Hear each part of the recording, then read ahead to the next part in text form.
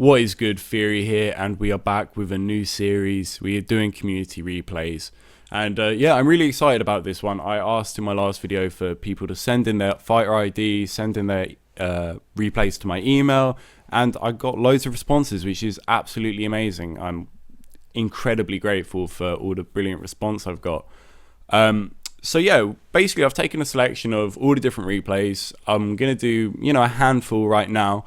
And I have got everyone noted in an Excel spreadsheet. No one's going to get lost. I will try and work through as many as I can. I'm trying to keep the skill levels varied, the characters varied, the matchups varied. I'm trying to make sure that we get a good representation of everyone, because I think there's a lot to learn from newer players and older players, and all different levels of players have different weaknesses and strengths, and they're all pretty important to look at.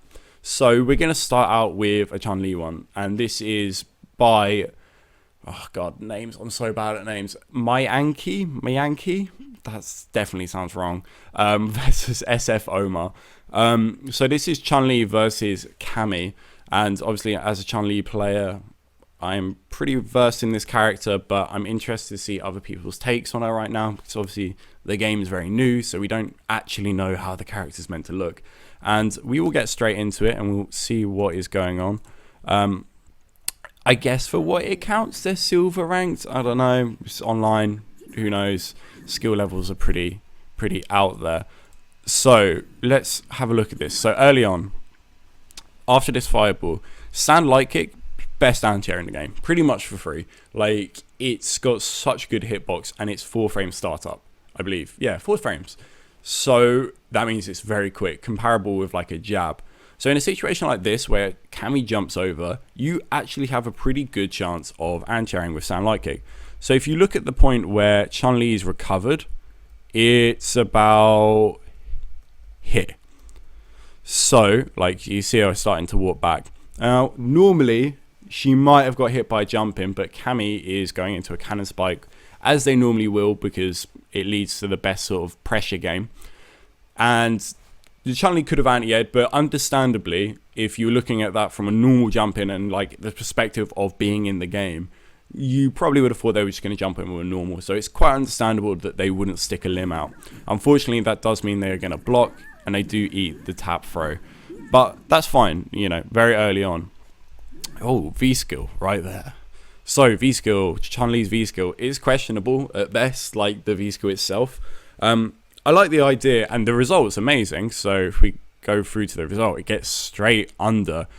Bit of a lucky draw there, but you just built yourself some V-skill meter. You're nearly at 1 bar already, which is fantastic, and you just got yourself out of the corner. To me, this move's main purpose is to get yourself out of the corner, but you probably could use it to beat dive kicks, because remember, dive kicks have a startup, so maybe there's a lot more thought behind that than I first think, because that could have caught some things. Unfortunately, about to block some mix-ups. Cammy going through a bit of a shimmy there, and it does work. The Chun-li going for a late tech and great confirm into the spike. That's fantastic. Nice to see that. I struggle doing that sometimes. Confirm into lightning legs from the jab and getting a bit of pressure. Once again, going for that V skill. I don't know. See, now that was a little bit risky, because there wasn't really anything you had to worry about. So she's got 1 meter. So obviously throwing fireballs is a little bit risky. Your neutral's fine versus Cammy. She gets quite rewarded, so she can walk around stand fiercing, which is really fucking annoying, because it will beat your stand fierce and a lot of your standing pokes, and she can buffer hers.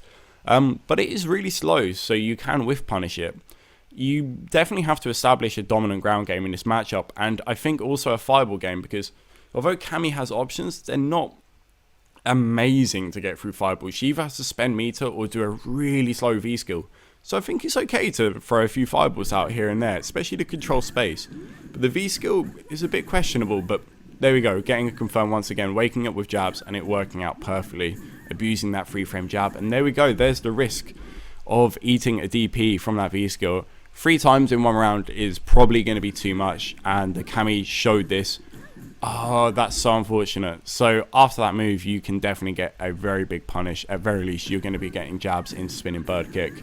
I like that though. You can crouch block the dive kick, so so you can, you know, EX spinning bird kick, the wake up, which no, the frame trap, which is really cool, especially because it's not normally a true block string from the dive kick into the button on the ground. But there is something interesting here. So the chun-li player uses back fierce to anti-air, which is fantastic. It's not often you get to use that anti-air. It's pretty much just at this range where they are considerably in front of you. Anywhere higher than this or anywhere closer than this, you cannot use this anti-air. You have to use stand short or back roundhouse. And the brilliant thing about this is because she's in V-trigger, she can now get a combo. Unfortunately, the Chun doesn't get one. But what you should do in this situation, if you're going to use this as an anti-air, is buffer straight into lightning legs. So you do that and then you input lightning legs. If the anti-air whiffs, you're not getting anything. And if it hits, you're getting a combo because the V-trigger puts them in a juggle straight. So good pressure here, just pushing it down a little bit. And I like the fact that they're going in. Unfortunately, a missed anti-air, and that is going to put them close to chip, just eating that stand forward.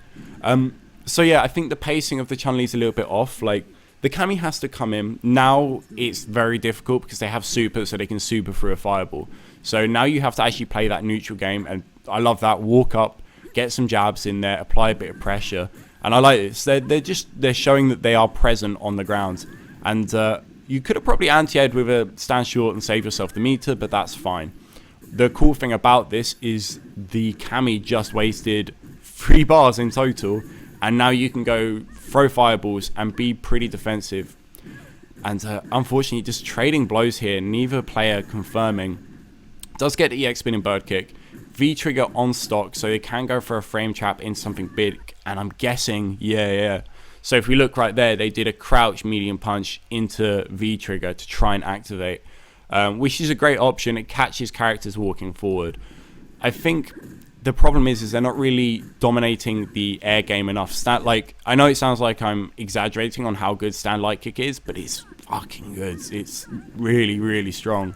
And you definitely need to do it as a Chun-Li, especially versus Kami, because her ground game's good, but it's not good enough. It's not good enough to beat Chun-Li. So you definitely need to shut down her main way of approaching, which is dive kicks, which is jumping at you. You just need to deal with it and do stand light kicks. And afterwards, you get a bit of pressure. You know, you get your own sort of mix up afterwards. You air reset them and you're guessing a DP, or you're going in and you're trying to do a crouch jab and get a frame trap. So you get rewarded from it. And I think that was the main crux of this matchup, actually. Like, if we quickly just, you know, play through this. If we look at the way that increase speed, fuck it, let's go nuts. If we look at the way that the Kami is approaching, a lot of the time it's actually through the air. So they're doing a lot of crouch forwards in mid-range just to try and catch her pressing buttons, which is fine. But if we just look, it's just a lot of jumps, unfortunately. Like, there's a lot of jumps in there, and only a handful were checked. And they were checked really well. Like, she's got a few standing jabs, like, right there. And they are very, very important. But I think overcommitting with the V skill and not really establishing a strong ground game where they were competent in anti-airing was probably the thing that gave the Kami so much confidence to do, like, 2 dive kicks EX in a row, you know? A lot of these things are pretty unsafe, and we can just see both players going up into the air here. And Chun can stay on the ground and fight just as well, you know? So I don't think it was necessary going that hard, because defensive game works very well here. But yeah, so, you know, I think that was really good. I think there were some really cool things that the Chun player did. Like, they were doing a very good job of, like, reacting to hitting crouch jab early on, especially. They were like, they hit a jab and they were going into lightning legs, and they were confirming with stand jab, so they get roundhouse lightning legs. Lots of stuff like that was really cool. And it shows some really good reactions. I think there were bits where it got quite scrappy, where they were trading blows back and forth, which versus Kami you just don't want to do, because she gets rewarded from scrappy situations, especially with a DP.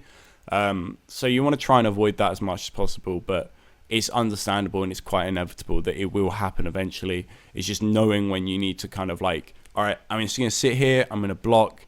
The Kami's going to have to walk so far forward if they want to open me up. I don't really need to press a button right now. Anyway, so let's get on to the next match. So we are here with our next match, and this is submitted by Esdras. Oh, I'm really sorry about the names and me not being able to pronounce anything, but a Ryu player versus Bizbringer playing as Zangief. Wow, what a name. Let's get straight into it and let's see what this matchup is about and see what these players are about. And right off the gate, throwing a bit of fireballs, and that's good. Like, establish that you're willing to throw them, because some players, some geefs will just be willing to walk in. Unfortunately, the rule of thumb of Street Fighter and playing Shotos in general, if you block a jump in after throwing a fireball, you could have anti-aired, or if you block a jump in ever. Free frame anti-airs mean that if you ever block a jump in attack, you unfortunately messed up. But take it with a grain of salt. In this sort of situation, in this sort of distance, a geef could just not hit a button, which might have made your DP whiff. So I think it's not too unfair to be like, yeah, maybe it was just expecting like, you know, no button and not risking. But you should go for sound roundhouse. And yeah, there, once again, that is your perfect stand roundhouse range. Or forward roundhouse, sorry. Even back roundhouse is quite good. But forward roundhouse will get you a crush counter. And that is definitely what you want to go for there. It's understandable you don't want to anti-air because, yeah, no buttons, you're eating a ridiculous amount of damage. Forward roundhouse, even a trade is okay for you because you push them back. And if you get a counter hit and you get the crush counter, you push them full screen. And that is exactly what you're wanting this matchup, because you are inevitably going to get pushed into the corner. And a bit more ground game here. I like this. And another jump in from the Zangief. The Zangief is definitely pressing buttons. And this is worrying because already in the corner, and unfortunately a messed up DP, getting the crouch strong first. Luckily, the geef didn't go for the full combo there. Because if they went for the full combo, that is like, it's damage. It's like half health and it's into a mix-up. So kind of getting away there a little bit. I guess they were crouching here, so going for EX Fireball was pretty good idea. And also EX Fireball on block, it'll push them away. It looked like it was a range outside of E reversal, so yeah, generally all round pretty good. Crouch, fierce, anti-air, good stuff. Push them back. And remember, you can cancel this into a fireball if you want to. It's a bit of a weird range thing, so it can be a little bit scary at times, but it's definitely worth it sometimes. I like this. Going back to the fireballs, nice anti-air. Okay, so this move. I see this happen a lot. So it's got armor, as you probably all know. And the player here quite correctly responds with an EX Fireball, which will go straight through it. But if you ever see that move, neutral jump. Regular or EX. Because they're always going to run to you, so you can just neutral jump, land down with a button, and you can murder them. It's just tons of damage. You get a Tatsu, you push them full screen. It sucks to be them. They're far away now, and you get to do what you like. But still, EX Fireball is definitely 100% better than nothing. And I like the idea of going in, because Zangief, outside of V reversal, doesn't have a wake up. Like, the EX running bear grab is throw vulnerable. The EX SPD, I believe, is throw invulnerable. So it's like, he has to guess. It's okay for you to do that. So I actually like it. And going into the forward fierce, solid pressure. Now he's got the V trigger out, it's all gone, and there's a lot less to be scared about. I also like, well, okay, so I guess it's an interesting one. So in this matchup, you could go and activate V trigger outside of a combo, and that's not bad. So he would get faster fireballs, and his fireball game becomes pretty much unreactable. The Zangief's not armoring through stuff, but it would help blow through some armor. So it's pretty good. It does help, and it means that the Zangief's probably going to get pushed back pretty far. But on the other hand, it's quite nice to have it. Ryu's V reversal is sick. It knocks down, and getting a knockdown on a Zangief means you can get out of corner pressure. It means you can set stuff up. It's pretty fundamental to actually defending yourself, because like I said, you will get cornered. So either way, you can see it, you know, look at it from either side, and just solid anti-airs, good play. Going for the crouch fierce, safer than a DP. A lot of range, you know, save them kind of doing empty jumps, but I like forward roundhouse a lot in this matchup. I think it's pretty fundamental to beating some of Geef's stuff. Good throw, and unfortunately a bit too close. If you're gonna challenge Geef at that sort of range, you kind of have to make sure that you are gonna do something that is pretty fucking meaty. Like, you're gonna have to do something that will definitely challenge them, because the SPD is slow now. You don't have to be as scared, but if you don't do stuff meaty, you will get hit by people churning. And also, so if we go back a little bit, so he woke up with a DP, and let's take a quick look at the range. Oh, there we go. So let's have a look at the range he does at. So that sort of range, the Geef was going for an SPD, so it was the correct read, but he was actually pretty far away that jumping back wouldn't be that bad of an idea. Obviously, DPs in this game come with a whole host of risk. If you get hit coming down from a DP from Zangief, who's about to get super, he's going to kill you. Like, you're just going to die. Whereas you get hit by a stand roundhouse, like that's maybe a crush counter, or you get hit by an air SPD, which could potentially lead to more, but in terms of like raw damage risk reward, jumping back is better. It's like either I jump back or I stay on the ground, and they're pretty okay options. So I think maybe that was a little overconfident, but fuck it, it worked. You know, the only reason that matter are the ones that work, right? But it's something to bear in mind that, you know, you've established now that you are willing to DP, which is good, because it means the Zangief can be a little bit scared, but it means that, you know, you need to now probably chill out because they're looking for it. So there's actually some ranges here where the Ryu can do a little bit more.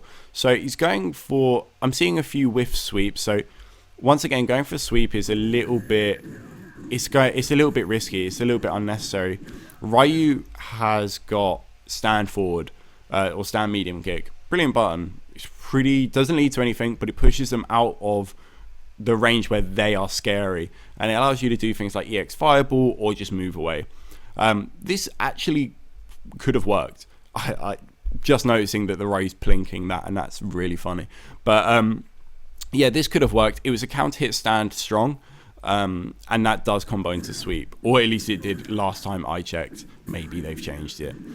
But unfortunately it doesn't work, and just going for sweeps, you do have to be pretty careful of them in this game, especially versus Zangief. Great punish there, and ooh, interesting encounter, both activating V trigger. The Geef somehow coming out successful there, just suck him in and getting the mix up. Goes for the same mix up again, but this time with the jabs to keep him grounded. Oh my days, that was godlike. Let's go back and let's watch that. Oh, that was sick. So this is the most confident thing I've ever seen in my life. So this guy gets knocked down by a sweep, and versus a Geef with full super that is pretty much every single round done a meaty SPD. The guy walks forward and walks forward and throws. And this is counter to what I was just saying about DPs being risky.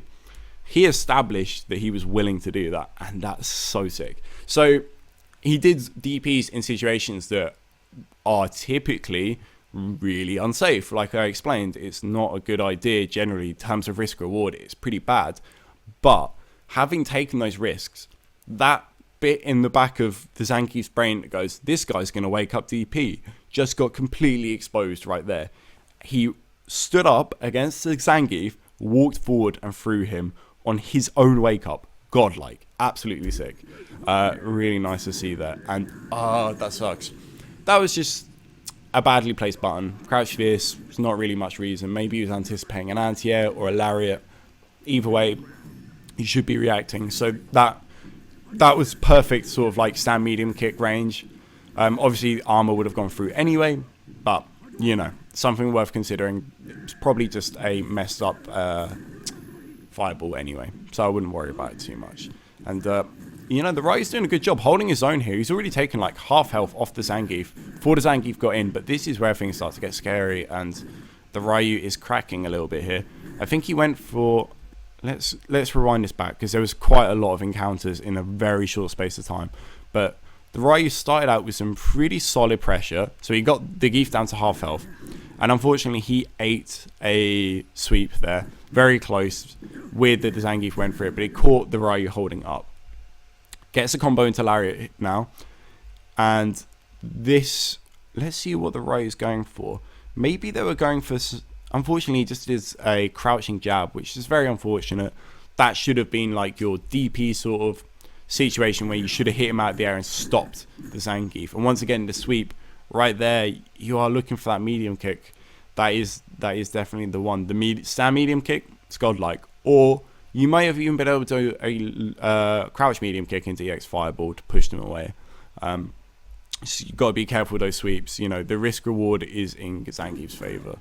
And let's rewind that. That was weird. All right, sorry, I'm trying to get my pacing with this, but there's a lot going on. So he crosses him up, frame traps, which is great. Also, I'd like everyone to note the mashing that is going on from this Zangief. Look at that stick spinning. So he basically is eating shit with those counter hits. The Zangief is just mashing out super, and he got a super. I could not be happier that it whiffed. The Ryu tried to go for a low forward. I'm very surprised he didn't catch the low forward, I'll be honest with you. And obviously, looking in retrospect, the Ryu should have done a better punish. But if you think about being in that moment where a Zangief is, you know, going through that whole animation, you're thinking, I am going to mash DP and fucking hope that it hits, because you're pretty certain you're going to die. I would have definitely thought I was dead as Ryu. So having the even mental fortitude to be like, alright, I'll mash DP, it's great. So he gets something from it. He could have killed from it, but I think it's very forgivable. Once again, need to neutral jump that. It's always what you want to do. Tried to go for a forward fierce there. Very interesting choice, but the Zangief has quite a few times done V trigger into nothing, so, and tried to go for that SBD. Ryu, very close situation. Good anti-air. Finish out with the solid stuff that anti-airs. So what can we take away from that? I think the Ryu did a really good job, actually. I think there are, like, obviously there are holes, there were things they could improve on.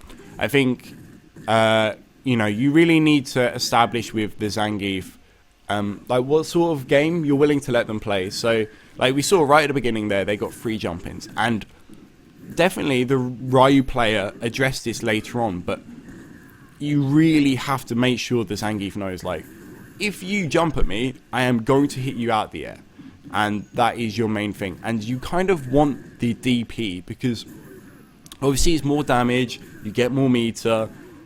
It has situations where it's less safe. Like I said, forward roundhouse is sometimes a better option if they're further away, but you get loads from it, you get a meaty fireball, you get screen control, and that is what this matchup is all about. It's all about keeping yourself out the corner while working away that Zangief life bar. Zangief is spending life to get into your face and do damage, so you need to make sure that you do as much as you fucking can before they get to you, because they will do it. They're just a wall of hitbox. They're gonna get in eventually.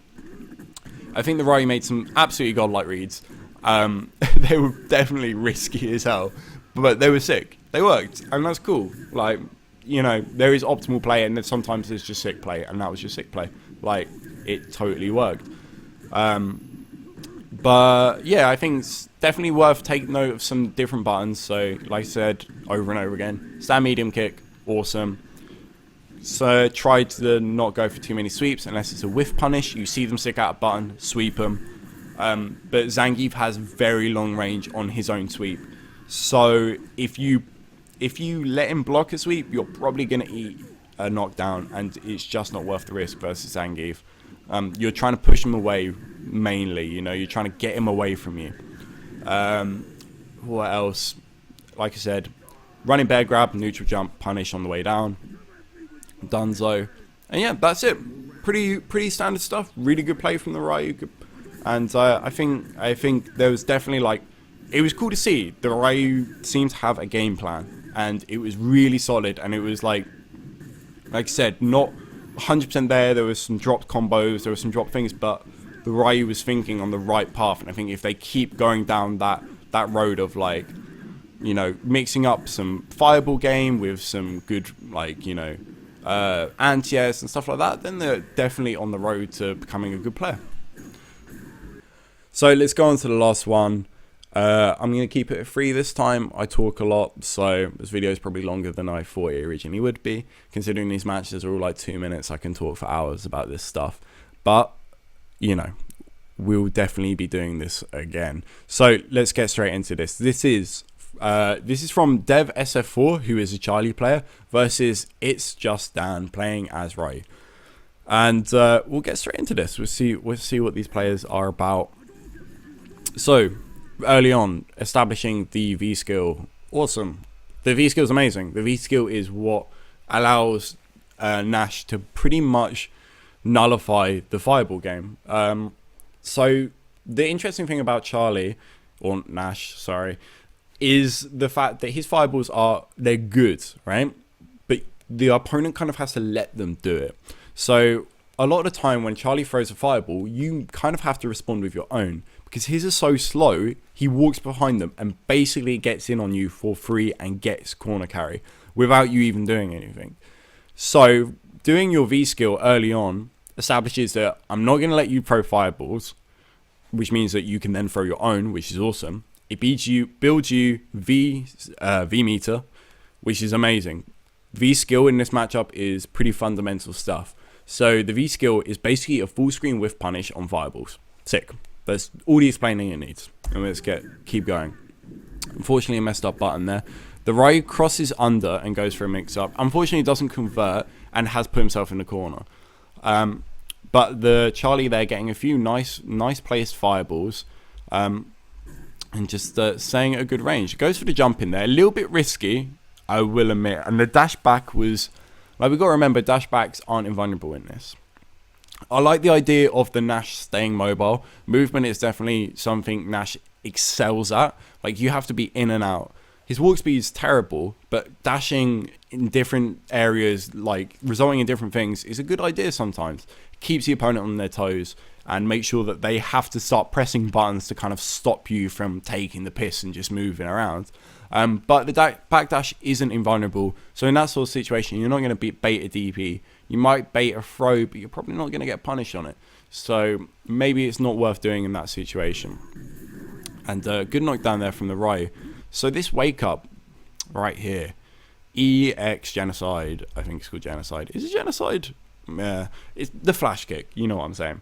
So it's not very good, unfortunately. It's not the best wake up. It's not really got any properties that allow it to be a wake up. It's relatively quick, which is nice. And right here it trades. And it trades for 1 whole meter. So if we look at like how long this match has been going on for, Nash has already built a V trigger. And getting rid of that 1 bar, it's not really necessary. Like, his super is really good in this matchup. It's just another tool that stops Ryu from jumping, throwing fireballs, and doing untrue block strings. So I don't know if I agree with this wake up. It's not the worst idea. He has the V trigger to back it up, so if it hits clean, he gets a full combo. But maybe it's not the best of things. Maybe I think blocking and just V reversling or just blocking is normally the best option. Especially as Nash, you're just gonna have to hold block sometimes.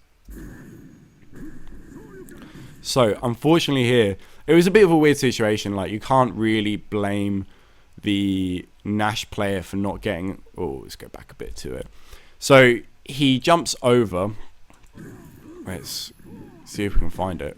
Apparently I can't. Yeah, so basically he jumps over and the Ryu player whiffs a DP. Oh, maybe it was after then. Let's see. Dash back once again, and there's the EX fireball. Yeah, it's a trade. So, jumps over.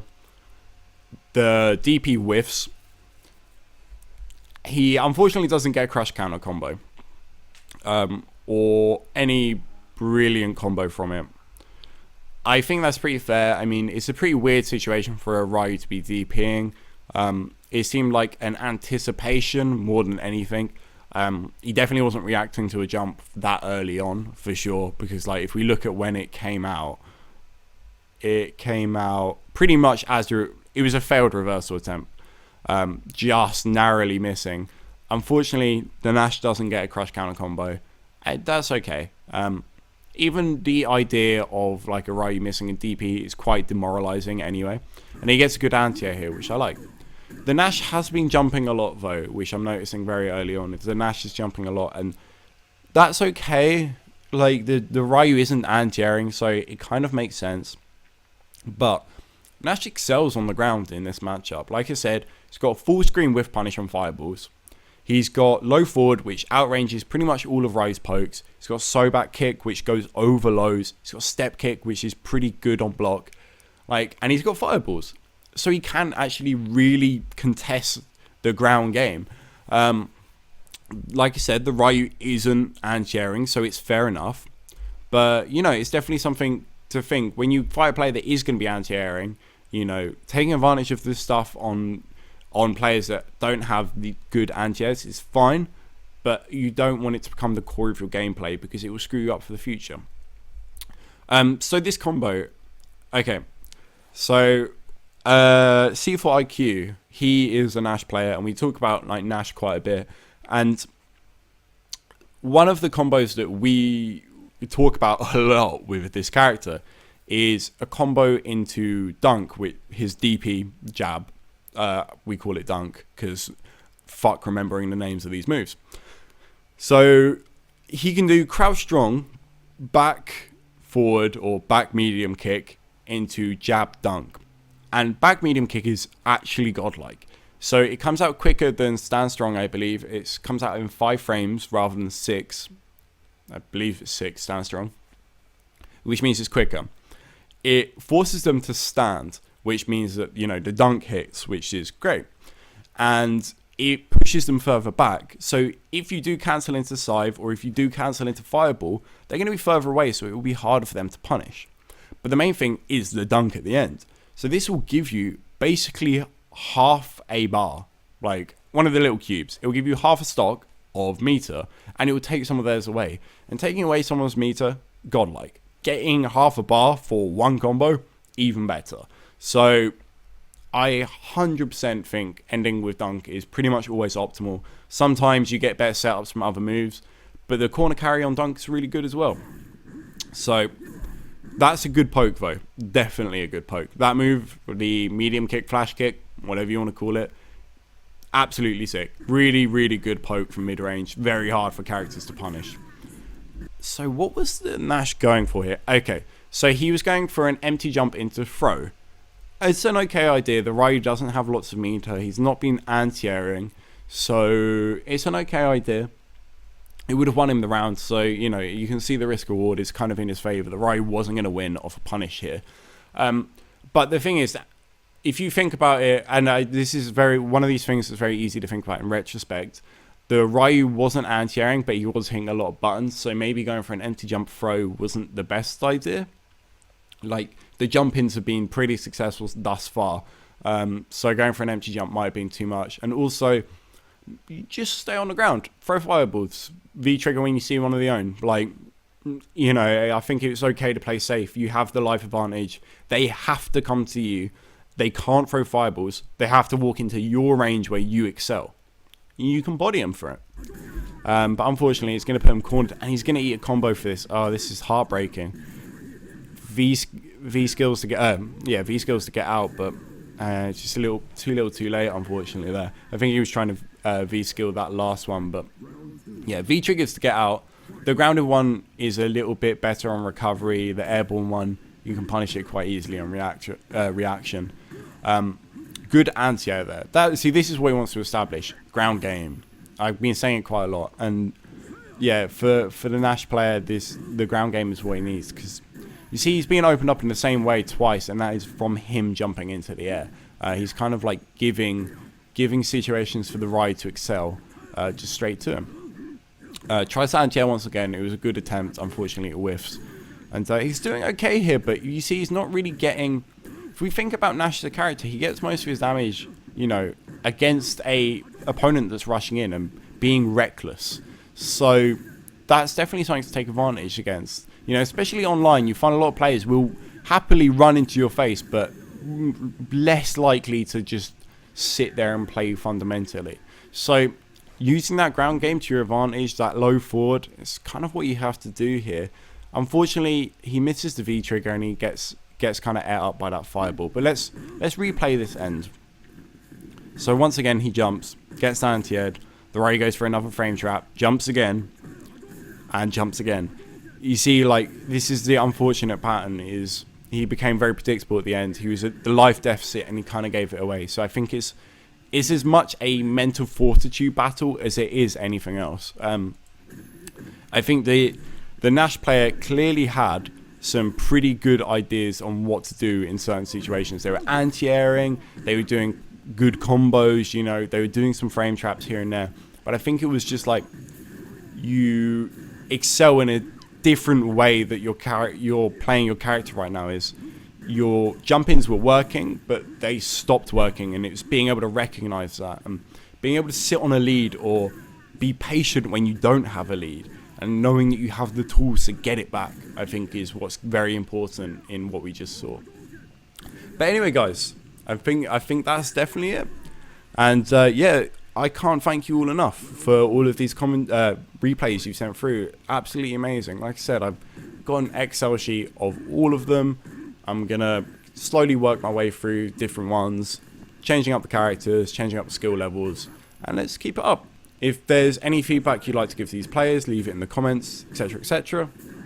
If you want your own replay commentated, either leave your fighter ID in the comments, and I will go onto your profile. I'll find some matches, and you know, we'll break some down. Or email me at theoryfightersf@gmail.com. You can either email me a video file, which is great, or you can email me your fighter ID if you don't want it displayed to the world. Totally understandable. And yeah, I hope you enjoyed. And yeah, that's it. Take it easy, guys. Peace.